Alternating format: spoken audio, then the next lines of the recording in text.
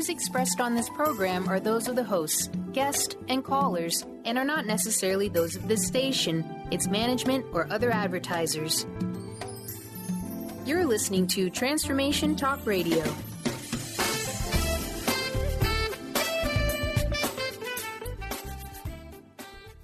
It's been a long time coming, but I know a change gonna come. Oh, yes, it will. Finally, a light shines on Lyme disease. Lyme Light Radio with Katina Makris is an inspirational, cutting-edge radio show educating worldwide listeners on a diversity of Lyme disease-related topics. Each week, Katina will interview some of the world's leaders in health, wellness, spirituality, and human potential to expand awareness and activate change to eliminate Lyme disease for good. Lyme Light Radio is a much-needed venue for the USA's #1 fastest-spreading infectious illness. Katina is an award-winning author, a natural healthcare practitioner with over 30 years' experience, and most importantly, a healing force with her own personal Lyme journey. Be part of a movement to help end the suffering and confusion surrounding Lyme disease and begin to take action. Now here's your host, Katina Makris. Then I go to my brother and I say, brother, help me please. Welcome to Lyme Light Radio, everyone. This is Katina Makris. I am your host. And I have to say, today is a little bit of a bittersweet show for all my beautiful listeners. This is our last live broadcast for 2015. We have been airing this show weekly, Wednesday afternoons, for 2 solid years now. Every single week, we have had the most amazing guests from all over the world on shining a light on Lyme disease and how this epidemic has spread around the world, how quickly it's exploding, how many millions of people have been afflicted, and sad to say how many people are still suffering. As so many of you know, I'm a very, very active advocate, working hard to break down the barriers surrounding Lyme disease and to help people find pathways to healing. Our guests have been remarkable. They have been researchers and scientists and practitioners. They've been foundation leaders. We've had guests on that are Lyme disease recoveries.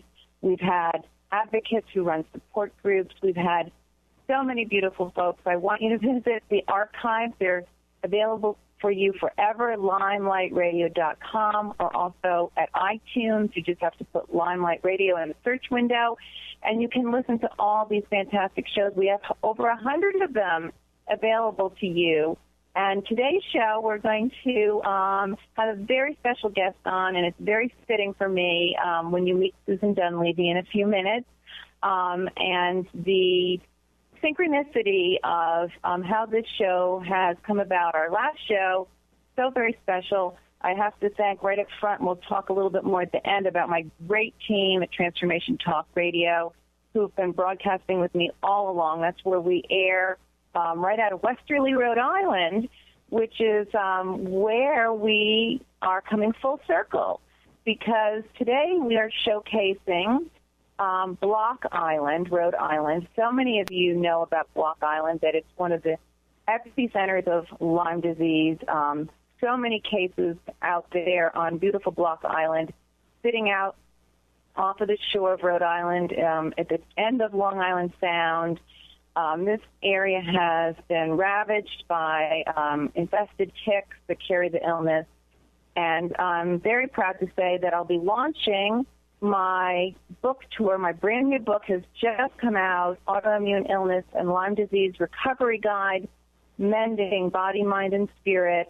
And I'll be launching my book tour September 2nd on Block Island. And it's really, as I said, great synchronicity that today's the last live broadcast of Lyme Light Radio for 2015. And I'll be coming right out to Block Island next week. So with that, a segue, I'm going to introduce to you Susan Dunleavy, who's helped coordinate my Block Island event, and she is a very strong advocate in the Lyme disease movement. So let me tell you about Susan, and then we're going to get a chance to chat with her and learn more. So Susan Dunleavy, RN, BS, graduated from the University of Rhode Island in 1986. Her nursing background is diverse, including cardiac, surgical nursing, hospice care, visiting nurses, and working with people with disabilities. Her journey with Lyme disease can be traced back at least 10 years when she was first diagnosed with mononucleosis. It took another 5 years to determine she had Lyme disease. Her treatments included naturopathic physicians, Lyme-literate medical doctors, antibiotic therapy, acupuncture, and advanced cell training in East Greenwich, Rhode Island. Today, through her advocacy work, she remains committed to sharing her knowledge of Lyme disease with so many who are trying to find their way through our medical system. Susan remains committed to the healing of body, mind, and spirit when addressing this illness. And we're going to get a chance to visit with Susan Dunleavy. Welcome to Lyme Light Radio, Susan. Well, thank you so much, Katina. Thank you so much for having me. Oh, it is my privilege. You are so active in this situation, and you yourself have struggled with the illness. So we have a lot of ground we can cover today during our time together on air. And I'm thinking, why don't we start, if you don't mind, since I announced that I'm coming out to Block Island on September 2nd, why don't we talk about that first, and then we can get into your story. Could you just give us an overview of what's going on out on Block, both with the Lyme disease situation and why it's so important that we get out there with this event next week? Yes, I'd be glad to share that. Well, I am so excited, as you mentioned, on Wednesday, September 2nd at the Harbor Baptist Church on Block Island, Rhode Island, right in town. The event will start at 6 o'clock and go till 8 o'clock, and we will then go for a book signing at Island Bound Bookstore for a reception afterwards. Sue Brown Black, who lives on Block Island, really got the ball rolling with this event and got in touch with me and said, would you like to help get this going? And the rest is really history. The reason this is so near and dear to my heart is because I'm very passionate about Block Island. I've been going out there for almost 50 years, which I can't believe I'm saying that. Wow. I started going as a child and spent all my summers during high school and then in college, so I was out there for a long time. I'm strongly connected to the community. I have many friends that are teachers out there and practitioners and year-round residents. So it's very close to me because I live here in East Matunic, and I just get on the ferry. I'm there in a half hour. And as you know, Block Island lies just 13 miles off our coast. It's a small island by many standards. It's only 3 miles by 7 miles, but it has a very large deer population. The numbers vary as to how many deer are actually there, depending upon who's conducting the study. So I think it's safe to say they've agreed anywhere between 250 to 500 deer. That's quite a few deer when you think about what our friend told us last week about how many ticks a deer can drop and then how many pregnant females per day that ticks can spread. And, you know, it became very overwhelming when I heard those numbers of how many they can actually drop in a day. So the Lyme community... Dan Wolf. Dan Wolf, yeah. Exactly, yeah. And he said that deer can drop, and I wrote this down because I was so astounded by it, they can drop 5 pregnant female ticks per day, and those ticks can then have 10,000 new baby ticks from that one deer. And it's just shocking. Crazy. Yeah. So it's astonishing when you think, okay, so when you think about the year-round residents on Block Island, there are about 1,000 year-round residents, and of course in the summer we all know that swells to about 25,000 a day. So the island itself has a multitude of people afflicted with Lyme, but as often is the case with Lyme disease, it's not always diagnosed right away as Lyme, and it can then go on to become a severe affliction when it develops into a chronic Lyme disease. Very often confused because, as we know, it's often been called the great imitator, and that is what happens. So plenty of people get in touch with me just because I don't want to be the face of Lyme necessarily, but I would like to be that conduit for healing from Lyme. And that is pretty much how people reach out to me during the year. I can get anywhere from, 6 calls to 10 calls a week, and it's always someone's friend or someone's brother or sister is exhibiting all these different neurological complications or musculoskeletal or, memory loss or uncontrolled anxiety, all the things that we know often go unrelated because of the way our medical system is sometimes set up, where it can be more compartmentalized. Yes, I know. It's we'll talk more about this after the station break, which is coming on us in a few seconds here, but Lyme disease, when we do not catch it early and it moves into what in Europe they call a tissue disease. I love that expression, Susan. We know how many systems of the body it can afflict, and people just suffer so with misdiagnosis. So I'm so impressed with you and Susan Black-Brown for jumping on the ball here and helping us create this stunning event next week, September 2nd. Block Island has needed help for a long time. They really need awareness. They need practitioner support. They need a lot of education for people that are visiting so they can do tick checks and all of this. We're going to talk about that next week at our event. And thank you so much for helping create it and bring me out to beautiful Block Island. I'm so excited to meet all of you folks out there. So I know. Susan, I've met you before, but yeah, go ahead. Mm-hmm. I was going to say, yes, you and I met in Rhode Island before, but it'll be wonderful to meet the community out in Block Island. Right. So, yes. I know it's going to be so great. Here we go, though. It's time for a station break. We're going to be right back. This is Katina Makris with Lyme Light Radio.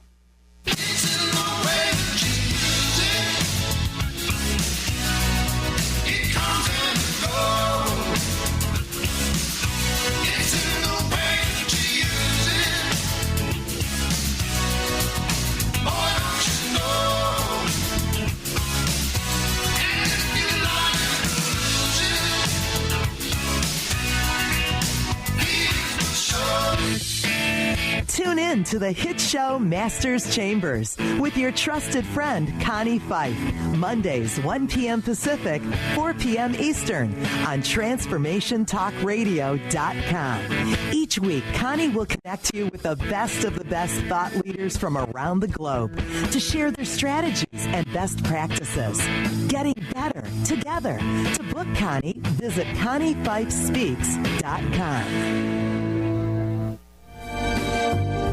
Tune in each Wednesday at 1 p.m. Pacific Time, 4 Eastern Time on Transformation Talk Radio to Lyme Light Radio with Katina Makris. This is an inspirational, cutting-edge radio show educating worldwide listeners on a diversity of Lyme disease-related topics. Each week, Katina will interview some of the world's leaders in health, wellness, spirituality, and human potential. For more information, visit LymeLightRadio.com.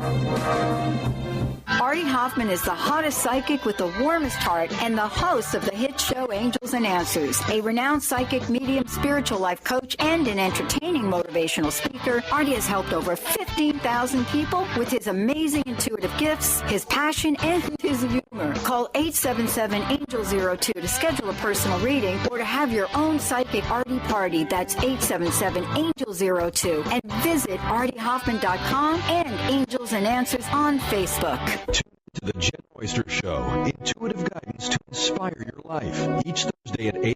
Pacific and 11 a.m. Eastern on TransformationTalkRadio.com. This amazing show is an inspirational app that will take you on an epic metaphysical journey greatest challenges. Dr. Jen is an internationally known intuitive counselor, spiritual teacher, and energy healer. Call in for intuitive readings and visit jenroyster.com for more information. Enlightening, humorous, and compassionate. Listen live to The Kelly Ballard Show, insight and inspiration from the great beyond. Kelly is a fourth-generation medium and intuitive who covers topics ranging from grief, spirit guides, and listening to your intuition. Kelly can help you get answers and guidance from the other side with a little bit of humor and a lot of healing. Tune in to The Kelly Ballard Show, Thursdays at 1 p.m. Pacific Time here on TransformationTalkRadio.com.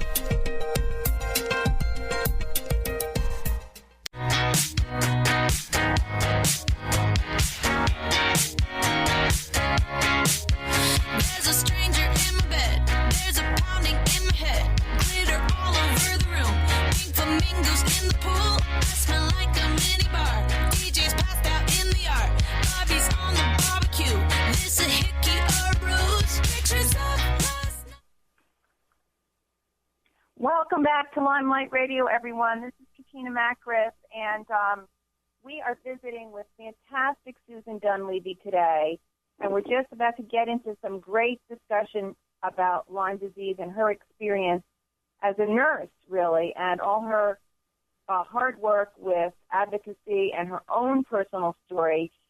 We've just highlighted Block Island, where I'm going to be with Susan next week, September 2nd, at Harvard Baptist Church, 6 p.m. But Susan, you and I did briefly meet, I think it was 2 summers ago, and actually just around Labor Day-ish, when I was down visiting Out of the Woods by my side to Lyme-ravaged Rhode Island, right? Isn't that where we first met? Yes, we first met. You had a speaking engagement when you were launching that first book over in Jamestown. And I convinced my husband and a colleague whose sister is also suffering with Lyme for about, probably 25 years. But I wanted to go and hear you speak because at that time I was still actively really working to understand Lyme disease because, as you can probably attest to, it can be all-consuming. And so I was just trying to turn over, as I say to many of the people that I work with, just turn over every rock you can. Because if your goal is wellness, it's not a quick journey. There's no quick fix. And you were one of the people that inspired me, and I had been doing some training with advanced cell training in East Greenwich, and so I was aware of your name and that you were an author. And we went, and I had been dragging myself to work every day, just trying to make it, thinking, I would feel better, or it would eventually subside, or this Epstein-Barr. I mean, I was diagnosed with many different illnesses. And I went there, and it was so moving because you were up there telling so many of my symptoms and so much of my story. And I think the thing that you really did for me was that you gave me hope that I could get better. And you put it in words that my husband could hear. You put it in words that my friends could hear. And actually, it just really gave me the courage to say, I can't do it like this anymore. I am ill, and although you can't see my illness, I am very ill. And working and trying to maintain a job in which it was very demanding, the stress was very high, as we all know, does nothing at all to help with your symptoms.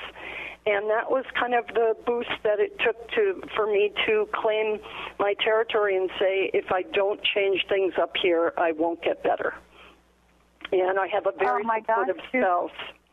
So I have to say that a lot of it goes to the fact that I have a supportive spouse, because it's very difficult to do this alone. It's very, very difficult. It's so difficult to walk this journey alone, and many of us need a support in many different ways. We need, someone at the house, like you said, whether it's a spouse or a sibling or a friend or even one of our teenage children. I mean, we just need so much help with daily chores and getting to doctor's appointments. And then we really need a team, don't we? Because we have to integrate so much of natural medicine to rebuild the damages and depletions the illness induces. And we need to visit sometimes different practitioners. They're not all under one roof. And thank you so much for those kind words that I was the one that helped you make that big leap.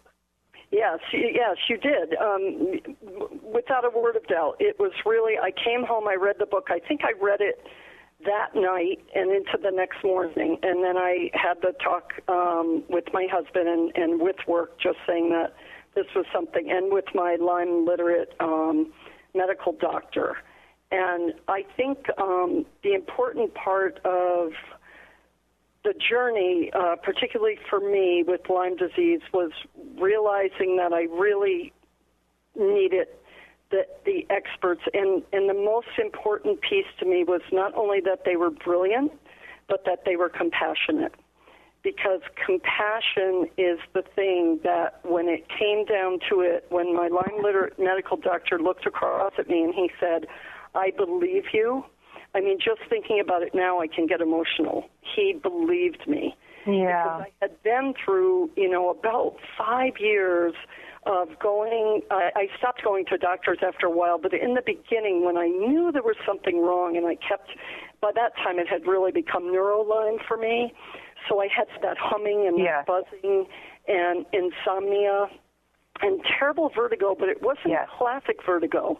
It was, I described it over and over again, but even though I felt as though I was articulate and I was in the medical world, because there isn't the awareness and the education done to help these physicians recognize this right off the bat, they tried, ENTs, and I was in a room, and I was spinning in a room with striped wallpaper to see, if I had problems with my inner ear, and those symptoms nearly killed me, the insomnia, and, I came to find out later it's just because, the spirochetes are so active in the evening, and the vertigo was all due to the fact that it was really in my brain tissue, and I had problems with my eyes, and they thought it was just ophthalmic, and it was absolutely not. It was Lyme.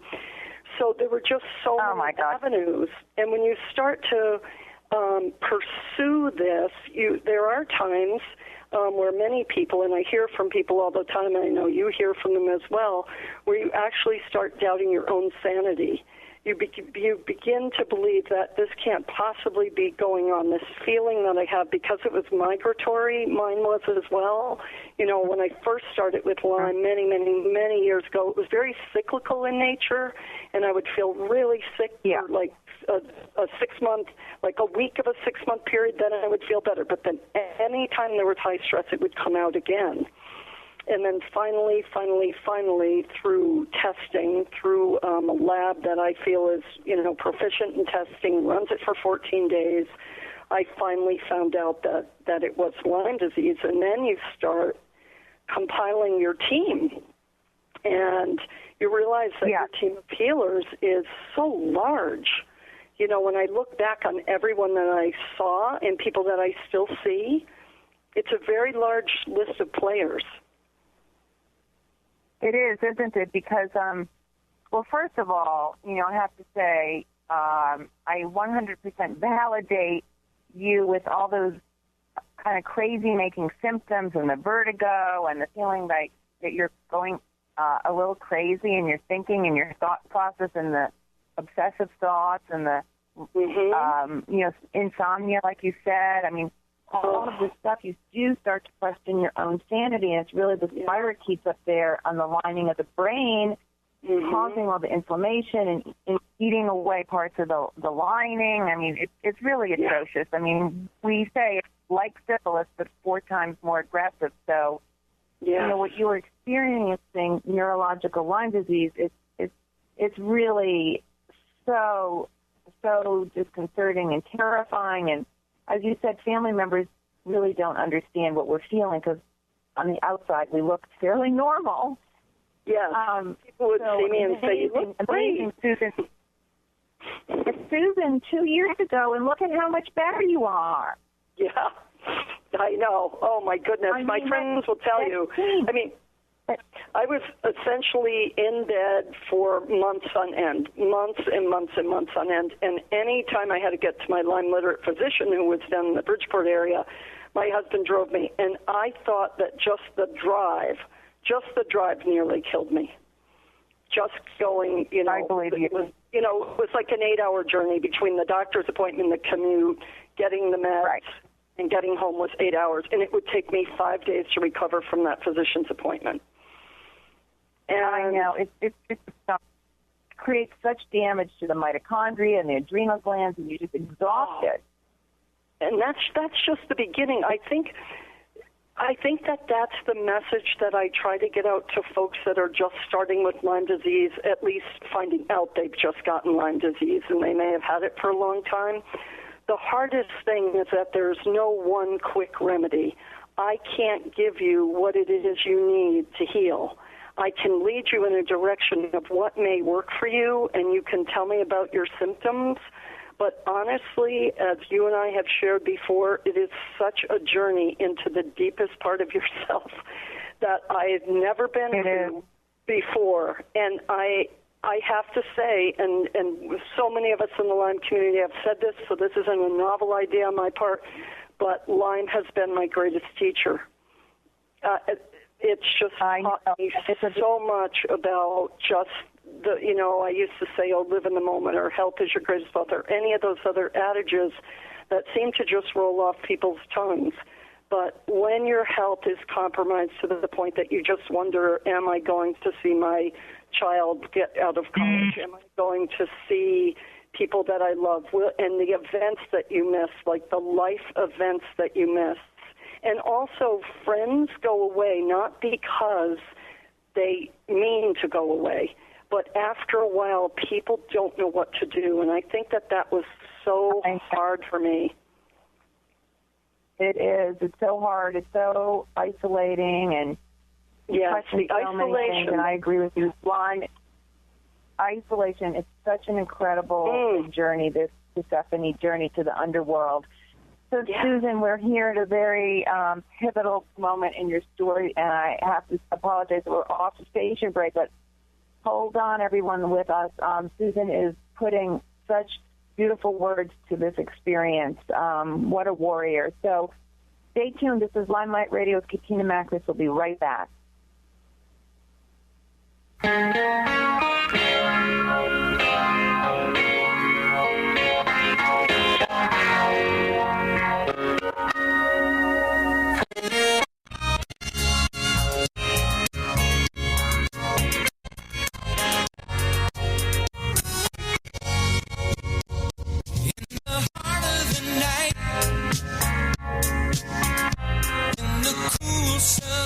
Tune in to Lucid Planet Radio with Dr. Kelly Neff. This hit show will illuminate your senses and empower you beyond your daily stressors and hardships. Renowned psychologist and author Dr. Kelly will captivate you with far-reaching topics and amazing guests as you wake to the greatest version of yourself. Learn to tap into your intuitions, think critically about our world, heal emotional and psychological wounds, and follow your passions to live your dreams. The Lucid Planet. Welcome home. Visit lucidplanetradio.com for more information.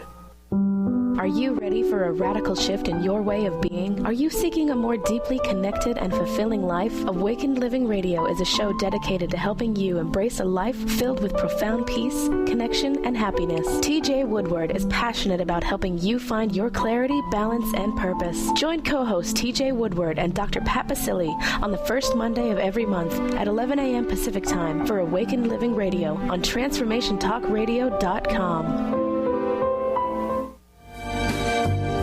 Tune in each Wednesday at 1 p.m. Pacific Time, 4 Eastern Time on Transformation Talk Radio to Lyme Light Radio with Katina Makris. This is an inspirational, cutting-edge radio show educating worldwide listeners on a diversity of Lyme disease-related topics. Each week, Katina will interview some of the world's leaders in health, wellness, spirituality, and human potential. For more information, visit LymeLightRadio.com. Tune in to Sheer Alchemy with Leslie Fontaine on TransformationTalkRadio.com and get ready to stir up your passions, remove your blocks, and shift into an entirely new existence. Speaker, teacher, channel, clairvoyant, Leslie Fontaine is a transformation catalyst who channels a powerful energy from Source to catapult listeners into living the life they were born to live. Whether it's shifting from scarcity to abundance, from emotional pain into joy, or from illness into health, Leslie will help you step into the true essence and power of all that you are with the help of the Ascended Masters and Archangels. You will not be the same. Visit TransformationTalkRadio.com for show dates and times and LeslieFontaine.com to say yes to explosive abundance. Tonight I'm gonna break away just to wait and see. I'll never be imprisoned by a faded memory. Hi, everyone. This is Katina Makris, and welcome back to Lyme Light Radio. Today is our last live broadcast for 2015. I look forward to bringing the show back live in January of 2016. We're seeking sponsors now, so if any of you want to help this show be live again with our amazing guests, please connect with me at LymeLightRadio@Comcast.net so we can keep this beautiful programming alive. It's been such a wonderful experience bringing on so many terrific guests. So Susan Dunleavy, you're in the midst of your story, and thank you for sharing what you've been through. I know how daunting this is, how you get stripped to the core, and as you said, how you get disconnected from your community and friends and your work and your career, and your identity becomes shaky, and the isolation is enormous. I mean, oh my gosh, such an experience that so many of us feel. Our spirits are just quaking, and with fear, and some of us break. I know my spirit broke during the journey. So, when you and I met that time in Rhode Island, and then you realized you needed to make some big changes in order to get well, would you mind sharing with our audience some of the most pivotal pieces that you feel were instrumental in your recovery? Certainly, yes. I would be glad to share any of my experience. I think what was pivotal for me was I had to sit and really let the treatment plan resonate with me, because there was so much information coming at me, not only in books, and I had seen physicians, ILADS physicians. I had traveled to see many of the bigger names, and it just seemed daunting to me, and I would try to stick with the program, and I would get so sick. And a pivotal part of my healing has been that I found out that I have this unusual gene defect called MTHFR, and we all have heard about it, but basically it just causes an unbelievable inflammatory response, and my ability to detox is poor. I don't know if it's cut in half, but it's very minimalized. So when I finally found out that I had this, I decided that rather than be on the antibiotics I had been on for 2.5 years, I would go much more of a naturopathic acupuncture, infrared sauna was very, very pivotal for me in very short amounts. Maybe I went in for maybe 5 minutes. When I started, probably the max I could ever do was about 20 minutes. And it still is a part of my healing. I have a gracious friend who lets me use his sauna. And that has been huge. And when I was well enough to go outside, nature was my other savior. The beach has always been a healing instrument for me. And for me to finally be able to get down on the beach I mean, my husband would carry a chaise lounge just so I could go down and sit by the water and hear it and put my feet in. Literally, we spent a whole summer like that. If I could make it out onto the beach, that's how I spent it, just lying there. That was a huge part for me. And when you feel that poorly, motivating yourself to get in a car and go somewhere, I know that doesn't sound even feasible to the average listener who's not afflicted with Lyme, but when you have Lyme disease, you know exactly what that feels like. And also, noise used to really bother me. Like if somebody talked or there was music or anything, it was just, I just wanted to be left alone, and if I could just lie still.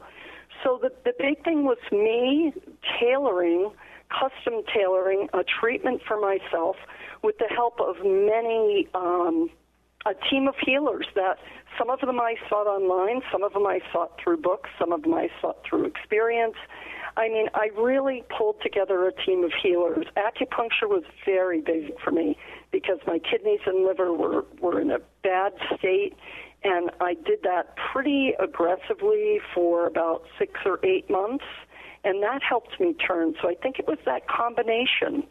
And really, spiritually, I embraced making sure that every day my spiritual readings were just as important as any supplement I took, and I take mostly natural supplements.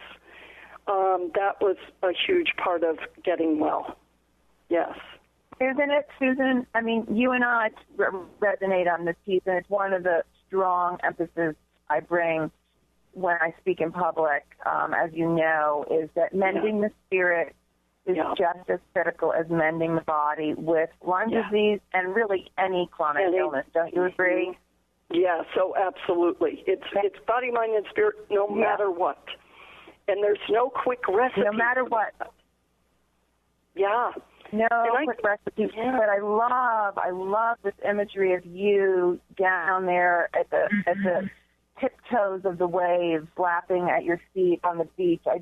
The beach was so restorative for me, too, when I was sick. It's the beauty of the ocean, the rhythms, the salt air, the ions, the sunlight, the elements. I mean, they just feed you on so many levels. And this time that you took, as you said, to spend with your spiritual readings every day, I mean, we know the mind-body pathway when we allow that parasympathetic side of the brain to expand, which spiritual studies, meditation, painting, beauty, all of these gentle measures allow the parasympathetic side to grow and quiet that runaway, hectic, sympathetic side. Well, then we jumpstart our immune function. Yes. So, and that's it. You did. Yeah. You integrated so many important pieces. Listeners, I hope you hear this. Listen to this show again and again, because Susan just summed it up so beautifully. These critical pieces for recovery. Thank you, Susan, for sharing that. Oh, gosh, you're very, very welcome. If it can help one person, I feel I'm quite happy. Yeah. Oh, yes. So, listen, I want to ask you, because you are a nurse, and I know you're not practicing right now, but you've been out there for years as a nurse, and also, as you said, you're part of, your community, and you work really hard as a Lyme advocate now. I mean, what do you think? Like, what's your sense, your feeling, your natural response to how many people potentially, are walking around with Lyme organisms or tick-borne organisms and really not even diagnosed properly? Well, I think it's a major problem, and I've used this analogy for some people that phone me about the current guidelines by CDC, both with the Western blot and the ELISA panel, which are two ways that they determine whether or not you have Lyme disease. The major problem with that is that the testing is flawed. And I think if you have a bad test, I always say to people when they go, if they decide to go for a mammography or any type of screening process. I say, your results are only as good as the radiologist who's reading them. And I want to go to the best place with the most up-to-date equipment to get a mammogram. I want to make sure that it's high definition, that it's cutting edge.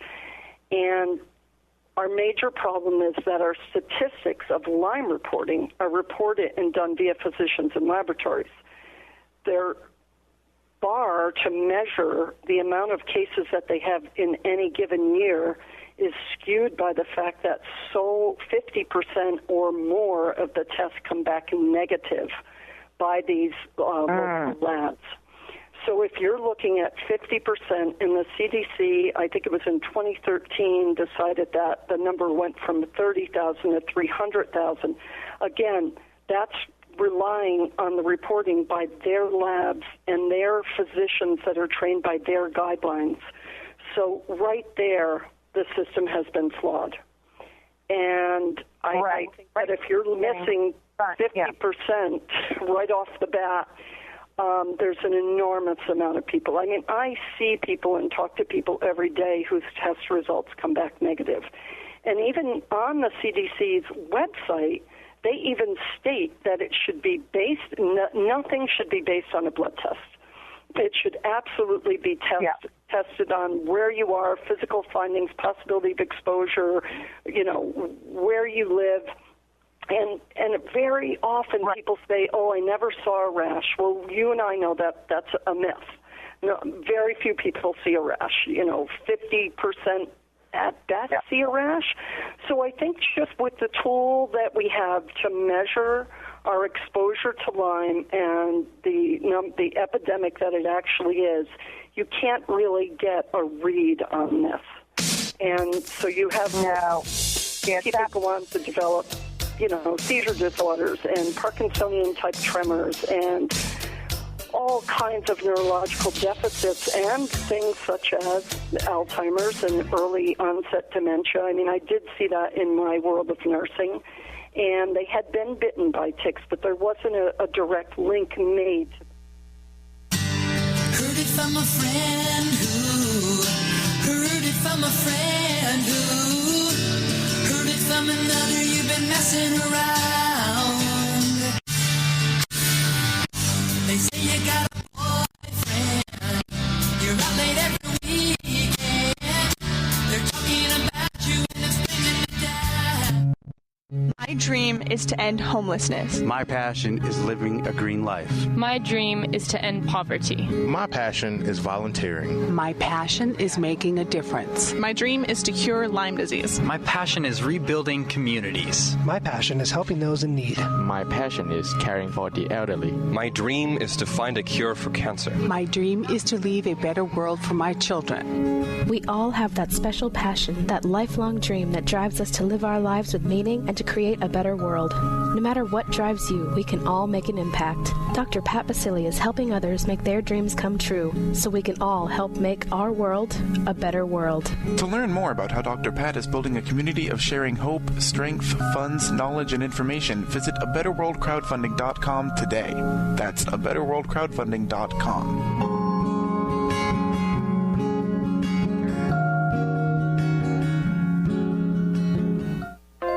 Naturopathic doctor, founder of the Martha's Vineyard Holistic Retreat, and author of the New York Times bestseller 21 Pounds in 21 Days, Dr. Ronnie DeLuce has helped tens of thousands of people, including celebrities and athletes, with her message of lifestyle change.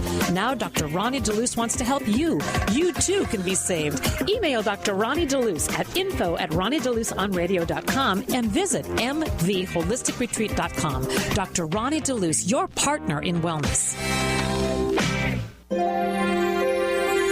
doctor is in. Tune in to the hit show, The Psychic Love Doctor, with host Deborah Lee. Deborah's life-affirming, highly perceptive reading method has taught Deborah how to zero in on specific problems with relationships, career pursuits, and current roadblocks to success and happiness. This inspiring show will help you never feel helpless in life or love ever again. Join Deborah Fridays at 2 p.m. Pacific Time right here on TransformationTalkRadio.com. Tune in each Wednesday at 1 p.m. Pacific Time, 4 Eastern Time on Transformation Talk Radio to Lyme Light Radio with Katina Makris. This is an inspirational, cutting-edge radio show educating worldwide listeners on a diversity of Lyme disease-related topics. Each week, Katina will interview some of the world's leaders in health, wellness, spirituality, and human potential. For more information, visit LymeLightRadio.com.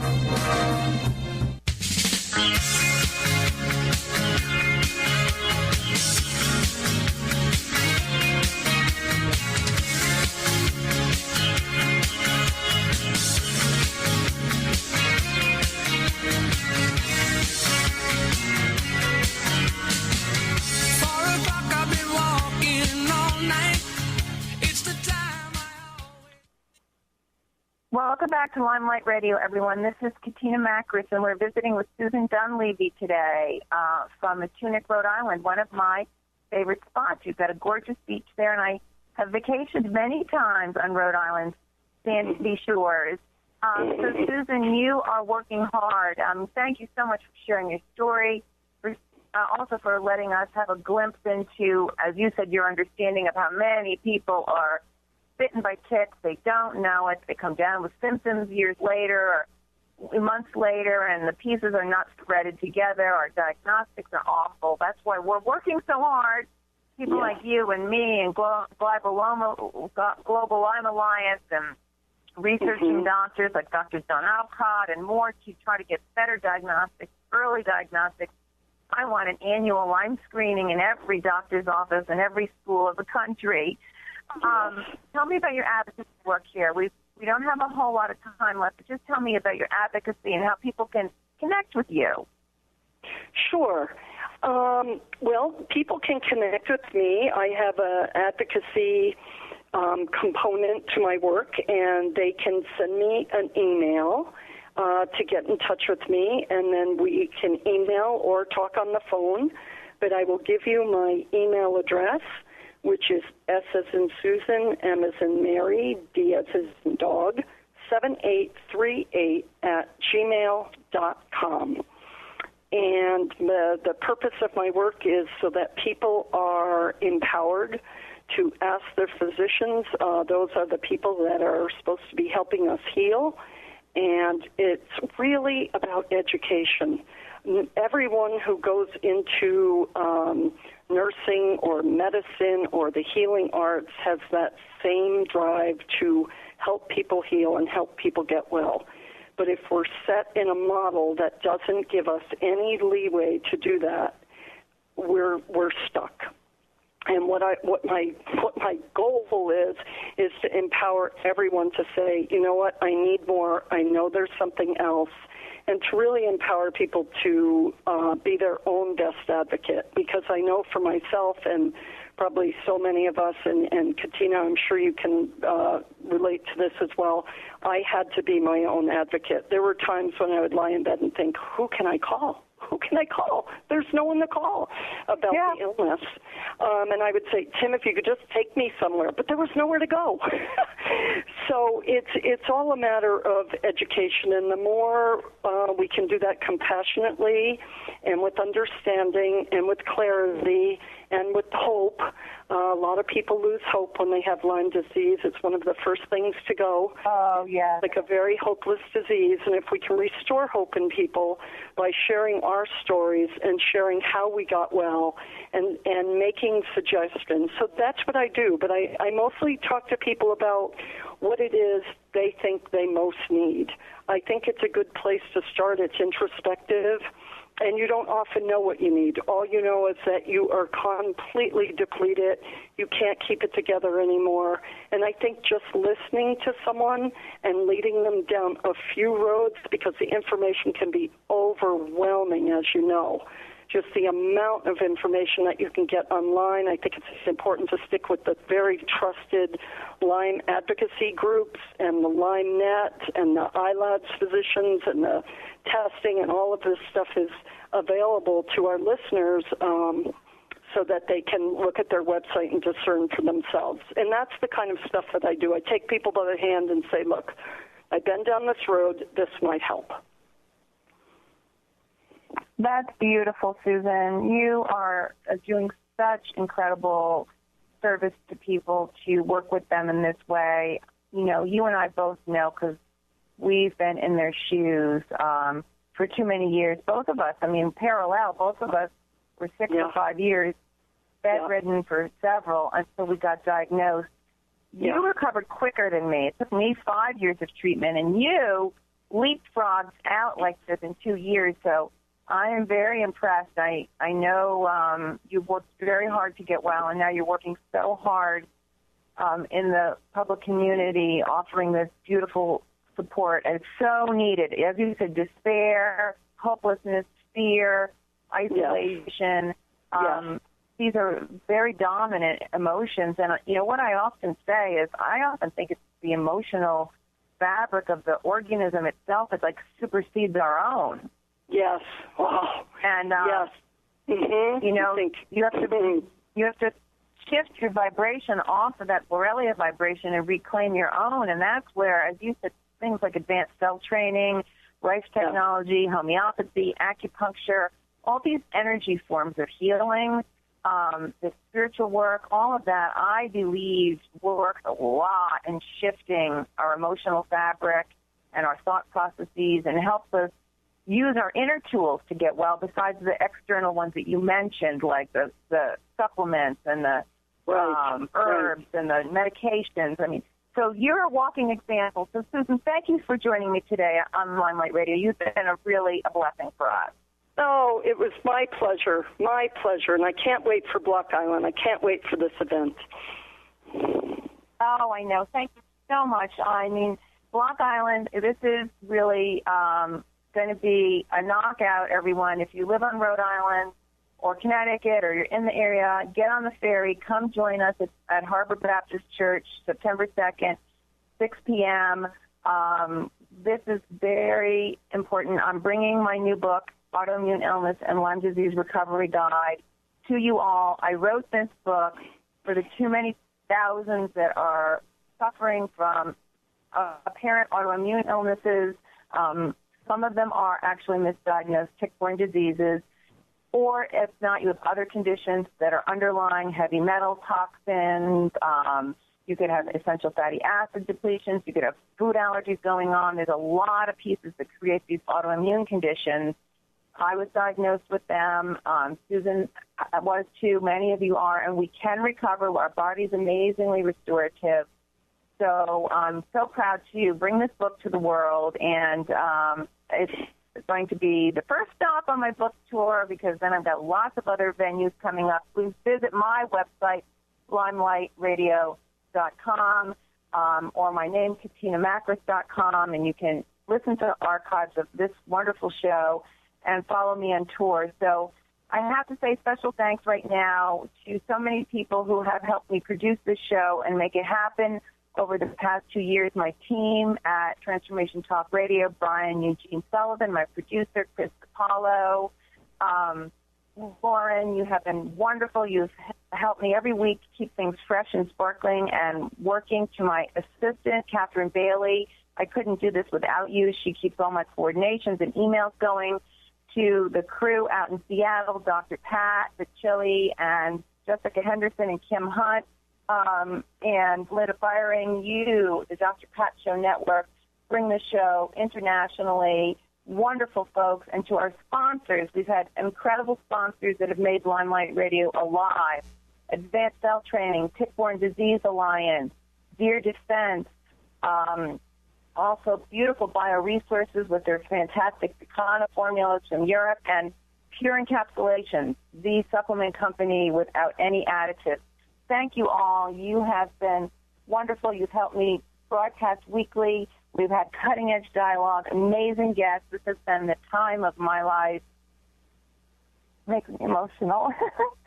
Helping you all get well. So, on that note, audience, stay tuned. We'll come back live in 2016 with more wonderful guests. And sorry for the tears, everyone. I don't know what's up there beyond the sky. It's been listening to Lyme Light Radio with Katina Makris. Tune in each Wednesday at 1 Pacific Time, 4 Eastern Time on TransformationTalkRadio.com. Get ready for some of the most provocative conversation with leaders in health, wellness, spirituality, and human potential. If you've missed any part of this hit radio show, visit Lymelightradio.com. That's Lymelightradio.com. We'll see you next week on Lyme Light Radio with Katina Makris. Then I go to my brother and I say, brother, help me